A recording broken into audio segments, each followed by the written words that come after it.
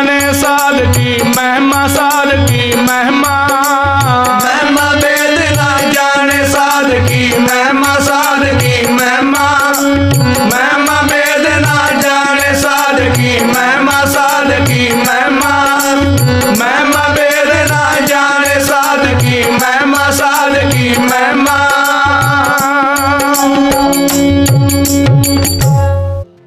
साखी संत पेख धारण करना, जेह बिख्या सगली तजी लियो पेख बैराग। कहो नानक सुन रे मना, ते नर माथे पाग। दास ने बाबा जी ਨੂੰ ਪੁੱਛਿਆ ਸੀ ਕਿ ਸੰਤ ਪੇਖ ਧਾਰਨ ਕਿਵੇਂ ਕੀਤਾ। ਬਾਬਾ ਜੀ ਕਹਿੰਦੇ ਉਸ ਟਾਈਮ ਸਾਡੀ ਸਮਾਧੀ ਲੱਗਦੀ ਨੂੰ 2 ਸਾਲ ਹੋ ਗਏ ਸਨ। ਹੁਣ ਹਰ ਵੇਲੇ ਇਹੀ ਚਾਅ ਰਹਿੰਦਾ ਸੀ ਕਿ ਸਮਾਧੀ ਵਿੱਚ ਹੀ ਬੈਠਾ ਰਹਾ। ਕੰਮ ਕਰਨ ਨੂੰ ਦਿਲ ਨਹੀਂ ਸੀ ਕਰਦਾ। ਅਸੀਂ ਕੰਮ ਵੱਲ ਧਿਆਨ ਘੱਟ ਕਰ ਦਿੱਤਾ ਸੀ। ਦੱਸਦੇ ਸਨ ਸਮਾਧੀ ਦੀ ਹਾਲਤ ਜੋ ਹੁੰਦੀ ਹੈ, ਕਿਸੇ ਵੀ ਅੱਖਰਾਂ ਵਿੱਚ ਬਿਆਨ ਨਹੀਂ ਕੀਤੀ ਜਾ ਸਕਦੀ। ਜਿਵੇਂ ਗੁਰਬਾਣੀ ਵਿੱਚ ਮਿਸਾਲ ਦਿੱਤੀ ਹੈ, ਜਿਵੇਂ ਗੂੰਗੇ ਨੂੰ ਗੁੜ ਖਾਣ ਨੂੰ ਦਿੱਤਾ ਜਾਵੇ ਤੇ ਫਿਰ ਉਸ ਦਾ ਸਵਾਦ ਪੁੱਛਿਆ ਜਾਵੇ, ਉਹ ਸਵਾਦ ਦਾ ਜਵਾਬ ਖੁਸ਼ ਕੇ ਕੱਛਾਂ ਬਜਾ ਕੇ ਹੀ ਜ਼ਾਹਰ ਕਰੇਗਾ, ਕਿਉਂਕਿ ਉਹ ਬੋਲ ਨਹੀਂ ਸਕਦਾ। ਸਮਾਧੀ ਵਾਲੇ ਕੋਲ ਸਮਾਧੀ ਦਾ ਸਵਾਦ ਦੱਸਣ ਵਾਸਤੇ ਅੱਖਰ ਨਹੀਂ ਹਨ। ਨਹੀਂ ਦੱਸ ਸਕਦਾ ਕੈਸਾ ਸਵਾਦ ਹੈ। ਕਬੀਰ ਜੀ ਕਹਿੰਦੇ ਹਨ, ਕਹੋ ਕਬੀਰ ਗੂੰਗੇ ਗੁੜ ਖਾਇਆ, ਪੁੱਛੇ ਤੇ ਕਿਆ ਕਹੀਏ। ਬਾਬਾ ਜੀ ਦੱਸਦੇ ਹੁੰਦੇ ਸਨ ਕਿ ਸਮਾਧੀ ਜਦੋਂ ਲੱਗਦੀ ਹੈ, ਇਸ ਦੇ ਰੋਮ ਰੋਮ ਵਿੱਚੋਂ ਜੋ ਮੰਤਰ ਇਹ ਜਪਦਾ ਹੈ, ਉਹੀ ਆਵਾਜ਼ਾਂ ਹਰ ਰੋਮ ਵਿੱਚੋਂ ਨਿਕਲਦੀਆਂ ਹਨ। ਇਸ ਦਾ ਜ਼ਿਕਰ ਸਾਰੇ ਗ੍ਰੰਥਾਂ ਵਿੱਚ ਵੀ ਆਉਂਦਾ ਹੈ। ਰੋਮਾਂ ਦੀ ਗਿਣਤੀ ਲੱਖਾਂ ਵਿੱਚ ਲਿਖੀ ਹੈ। 1 2 ਜੀਵੋ ਲੱਖ ਹੋਏ, ਲੱਖ ਹੋਵੇ ਲੱਖ 20, ਲੱਖ ਲੱਖ ਗੇੜਾ ਆਖੀਏ, ਏਕ ਨਾਮ ਜਗਦੀਸ਼। ਕਿਤੇ ਕਿਤੇ ਕੋਈ ਕਥਾਵਾਚਕ ਕਰੋੜਾਂ ਦੀ ਗਿਣਤੀ ਦੱਸਦਾ ਹੈ। ਸਾਧ ਸੰਗਤ ਜੀ ਜਿਤਨੇ ਰੋਮ ਹਨ ਉਤਨੀ ਵਾਰੀ ਹੀ ਨਾਮ ਨਿਕਲਦਾ ਹੈ। ਸਾਧਕ ਦਾ ਇੱਕ ਵਾਰੀ ਕਿਹਾ ਲੱਖਾਂ ਵਾਰੀ ਹੋ ਜਾਂਦਾ ਹੈ। ਉਸਨੇ ਤਾਂ ਸਾਰੀ ਰਾਤ ਰੋਜ਼ ਜਪਣਾ ਹੈ। ਇਸ ਕਰਕੇ ਇਹ ਛੱਡਣ ਨੂੰ ਦਿਲ ਨਹੀਂ ਸੀ ਕਰਦਾ। ਇਸੇ ਕਰਕੇ ਕੰਮਾਂ ਨੂੰ ਘਟਾ ਕੇ ਨਾਮ ਹੀ ਜਪਣਾ ਚਾਹੁੰਦੇ ਸੀ। ਇਹੀ ਜੀ ਕਰਦਾ ਸੀ ਬਸ ਬੈਠਾ ਹੀ ਰਹਾ। ਵੱਡਾ ਲੜਕਾ ਦਰਬਾਰਾ ਸਿੰਘ ਵਿਆਹ ਤੋਂ ਬਾਅਦ ਅਲੱਗ ਹੋ ਗਿਆ ਸੀ। 4 ਲੜਕੀਆਂ ਸਨ, ਉਹਨਾਂ ਦੀ ਸ਼ਾਦੀ ਵੀ ਹੋ ਚੁੱਕੀ ਸੀ। ਛੋਟਾ ਲੜਕਾ ਦਰਸ਼ਨ ਸਿੰਘ ਸ਼ਾਦੀशुदा ਨਾਲ ਸੀ। ਇੱਕ ਦਿਨ ਦਰਸ਼ਨ ਸਿੰਘ ਜੀ ਨੇ ਆਪਣੀ ਮਾਤਾ ਨੂੰ ਕਿਹਾ ਕਿ ਬਾਪੂ ਜੀ ਕੰਮ ਚਾਹੇ ਨਾ ਕਰੇ, ਪਰ ਮੇਰੇ ਕੰਮ 'ਚ ਦਖਲ ਅੰਦਾਜ਼ੀ ਨਾ ਕਰੇ। ਅਸੀਂ ਉਸ ਵਕਤ ਥੇ ਵਾਲੇ ਖੇਤਾਂ ਵਿੱਚ ਸੀ। ਕਹੀ ਸਾਡੇ ਹੱਥ ਵਿੱਚ ਸੀ। ਜਦੋਂ ਸਾਨੂੰ ਇਹ ਸੁਨੇਹਾ ਮਿਲਿਆ, ਅਸੀਂ ਵੀ ਉਸੇ ਵਕਤ ਕਹੀ ਸੁੱਟ ਦਿੱਤੀ ਤੇ ਕਿਹਾ ਅਸੀਂ ਤਾਂ ਖੁਦ ਇਹੀ ਚਾਹੁੰਦੇ ਸੀ। ਪਰ ਬਾਬਾ ਜੀ ਕਹਿੰਦੇ ਇੱਕ ਸ਼ਰਤ ਮੇਰੀ ਵੀ ਹੈ, ਜਿੰਨੀ ਦੇਰ ਅਸੀਂ ਖੇਤਾਂ ਵਿੱਚ ਰਹਾਂਗੇ ਅਸੀਂ ਰਾਖੀ ਨਹੀਂ ਕਰਨੀ। ਕੋਈ ਡੰਗਰ ਖਾਵੇ ਅਸੀਂ ਨਹੀਂ ਮੋੜਨਾ। ਕੰਮ ਤਾਂ ਛੱਡ ਦਿੱਤਾ ਸੀ, ਪਰ ਉੱਪਰਲੇ ਕੰਮ ਨਹੀਂ ਮੁੱਕਣ ਦਿੰਦੇ ਸਨ। ਰੋਜ਼ ਹੀ ਜਾਣ ਆਉਣ ਦੇ ਉੱਪਰਲੇ ਕੰਮ ਨਹੀਂ ਮੁੱਕਦੇ ਸਨ। ਕਹਿੰਦੇ ਫੇਰ ਅਸੀਂ ਵਿਚਾਰ ਕੀਤੀ, ਕਾਲਾ ਕੱਪੜਾ ਲੈ ਕੇ ਚੋਲਾ ਸਿਲਵਾ ਲਿਆ। ਬਾਬਾ ਜੀ ਕਹਿੰਦੇ ਅਸੀਂ ਥੇ ਤੇ ਹੀ ਰਹਿੰਦੇ ਸੀ। ਇੱਕ ਦਿਨ ਰੱਬ ਨੂੰ ਯਾਦ ਕਰਕੇ ਗੁਰ ਮੰਤਰ ਪੜ੍ਹ ਕੇ ਚੋਲਾ ਪਾ ਲਿਆ। ਬੇਨਤੀ ਕੀਤੀ ਕਿ ਹੇ ਮਹਾਰਾਜ, ਅੱਜ ਤੇਰਾ ਬਾਣਾ ਪਾ ਰਿਹਾ ਹਾਂ।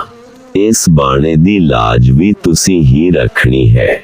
ਹੁਣ ਪੱਤ ਤੁਹਾਡੇ ਹੀ ਹੱਥ ਹੈ। ਅੰਗ ਸੰਗ ਰਹਿ ਕੇ ਲਾਜ ਰੱਖਣੀ। ਫਿਰ ਅਸੀਂ ਘਰ ਨਹੀਂ ਗਏ। ਬਹੁਤ ਸਾਲ ਬਾਅਦ ਦਰਸ਼ਨ ਦੇ ਮਾਤਾ ਜੀ ਨੇ ਜਦੋਂ ਸਰੀਰ ਛੱਡਿਆ ਤਾਂ ਘਰ ਜਾਣਾ ਪਿਆ।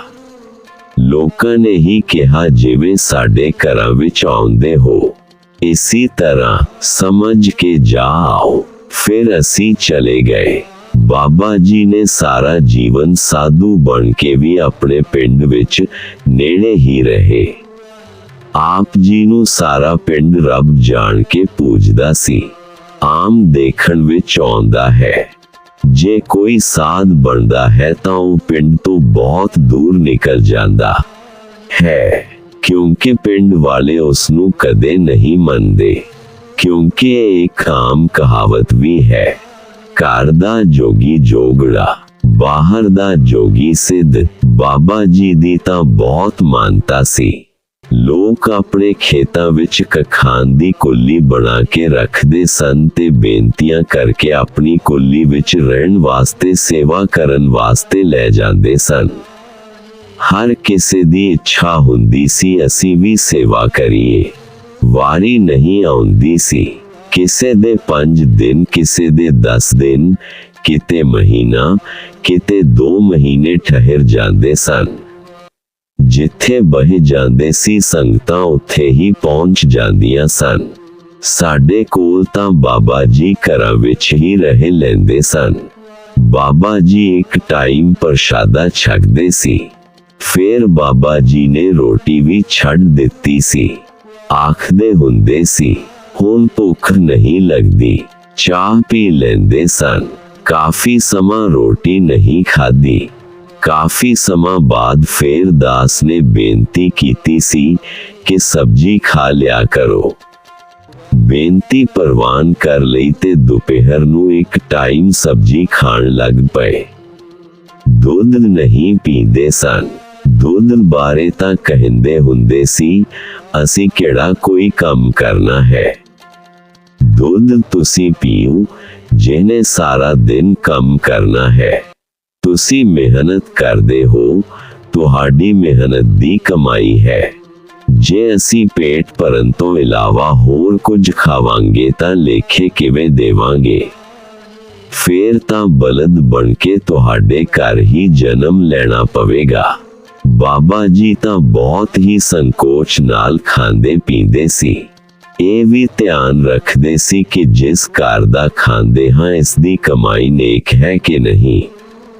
ਵਿਚਾਰ ਕੇ ਹੀ ਖਾਂਦੇ ਸਨ। ਕਹਿੰਦੇ ਹੁੰਦੇ ਸੀ ਕਿ ਨੇਕ ਕਮਾਈ ਵਾਲੇ ਦਾ ਅੰਨ ਜਲ ਦੁੱਧ ਵਰਗਾ ਹੁੰਦਾ ਹੈ। ਨਾਜਾਇਜ਼ ਕਮਾਈ ਵਾਲੇ ਦਾ ਖਾ ਕੇ ਫਿਰ ਮਨ ਨਹੀਂ ਟਿਕਦਾ। ਉਂਝ ਕਦੇ ਕਦੇ ਇਹ ਵੀ ਜ਼ਿਕਰ ਕਰਦੇ ਹੁੰਦੇ ਸਨ ਕਿ ਸਾਧ ਦੇ ਹੱਥਾਂ ਤੇ ਜਦੋਂ ਪ੍ਰਸ਼ਾਦਾ ਆ ਗਿਆ, ਜੋ ਸਾਧੂ ਉਸ ਮਾਲਿਕ ਨੂੰ ਭੋਗ ਲਵਾ ਕੇ ਭੋਜਨ ਖਾਂਦਾ ਹੈ ਤਾਂ ਉਹ ਪ੍ਰਸ਼ਾਦ ਬਣ ਜਾਂਦਾ ਹੈ, ਸ਼ੁੱਧ ਹੋ ਜਾਂਦਾ ਹੈ। ਜਦੋਂ ਦਾਸ ਕੋਲ ਬਾਬਾ ਜੀ ਪੌਂਟਾ ਸਾਹਿਬ ਆਉਂਦੇ ਸਨ ਤਾਂ ਦਾਸ ਨੇ ਬੇਨਤੀਆਂ ਕਰਕੇ ਇੱਕ ਰੋਟੀ ਦੁਪਹਿਰ ਨੂੰ ਖਾਣ ਲਈ ਮਨਾ ਲਏ ਸਨ। ਫਿਰ ਬਾਬਾ ਜੀ ਇੱਕ ਪ੍ਰਸ਼ਾਦਾ ਦੁਪਹਿਰ ਨੂੰ ਖਾਣ ਲੱਗ ਗਏ ਸਨ, ਕਿਉਂਕਿ ਸਿਹਤ ਕਮਜ਼ੋਰ ਹੋਣੀ ਸ਼ੁਰੂ ਹੋ ਗਈ ਸੀ। ਇੱਕ ਵਾਰੀ ਆਪ ਹੀ ਜ਼ਿਕਰ ਕਰ ਰਹੇ ਸਨ ਕਿ ਕਲਯੁਗ ਵਿੱਚ ਅੰਨ ਵਿੱਚ ਪ੍ਰਾਣ ਹਨ। ਫਿਰ ਦਾਸ ਨੇ ਕਿਹਾ ਕਿ ਇਸ ਕਰਕੇ ਤਾਂ ਬੇਨਤੀ ਕਰਦੇ ਹਾਂ ਕਿ ਇੱਕ ਪ੍ਰਸ਼ਾਦਾ ਖਾ ਲਿਆ ਕਰੋ। ਦਾਸ ਦੀ ਬੇਨਤੀ ਪ੍ਰਵਾਨ ਹੋਈ।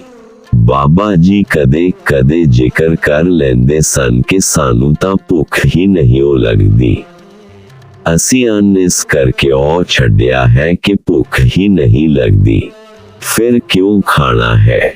ਦੱਸਦੇ ਸਨ ਕਿ ਸਵਾਮੀ ਨਮੋ ਨਾਥ ਜੀ ਕਹਿੰਦੇ ਹੁੰਦੇ ਸੀ, ਜਗਤ ਸਿੰਘ ਤੁਮ ਤੋਂ ਪੌਣਾਹਾਰੀ ਹੋ ਜਾਓਗੇ।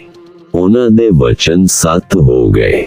ਭੁੱਖ ਲੱਗਦੀ ਹੀ ਨਹੀਂ ਹੈ, ਫਿਰ ਐਵੇਂ ਖਾ ਕੇ ਕਿਉਂ ਅੰਨ ਖਰਾਬ ਕਰਨਾ ਹੈ। ਮਾਲਿਕ ਦੀ ਕਿਰਪਾ ਹੈ, ਮੇਰੇ ਵੱਸ ਕੁਝ ਨਹੀਂ ਹੈ। ਜਿਵੇਂ ਉਹ ਚਲਾਉਂਦਾ ਹੈ, ਚੱਲੀ ਜਾ ਰਹੇ ਹਾਂ। ਬੋਲੋ ਜੀ ਵਾਹਿਗੁਰੂ। ਸਾਧੂਆਂ ਦੀ ਮਹਿਮਾ ਅਪਾਰ ਜੀ। ਸੁੱਕੀਆਂ ਵੇਲਾਂ ਨੂੰ ਸਾਧੂ ਫਲ ਲਾਵੰਦੇ, ਇਹ ਪੁੱਤਰਾਂ ਦੇ ਦੀਵੇ ਘਰਾਂ 'ਚ ਜਗਾਵੰਦੇ, ਪੁੱਤਰਾਂ ਦੇ ਦੀਵੇ ਘਰਾਂ 'ਚ ਜਗਾਵੰਦੇ। ਡੁੱਬਦੇ ਹੋਇਆਂ ਨੂੰ ਸਾਧੂ ਦਿੰਦੇ ਤਾਰ ਜੀ। ਸਾਧੂਆਂ ਦੀ ਮਹਿਮਾ ਅਪਾਰ ਜੀ। ਸਾਧੂਆਂ ਦੀ ਮਹਿਮਾ ਅਪਰ ਅਪਾਰ ਦੀ। ਓ ਰਸਤਾ ਵਿਖਾਉਂਦੇ ਈ ਆ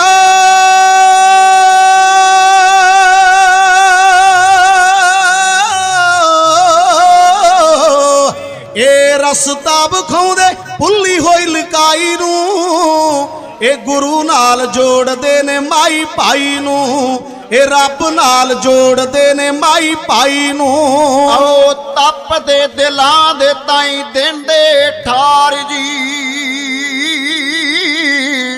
ਤਪਦੇ ਦਿਲਾਂ ਦੇ ਤਾਈ ਦਿੰਦੇ ਠਾਰ ਜੀ। ਸਾਧੂਆਂ ਦੀ ਮਹਿਮਾ ਅਪਰ ਅਪਾਰ ਜੀ, ਸਾਧੂਆਂ ਦੀ ਮਹਿਮਾ ਅਪਰ ਅਪਾਰ ਜੀ।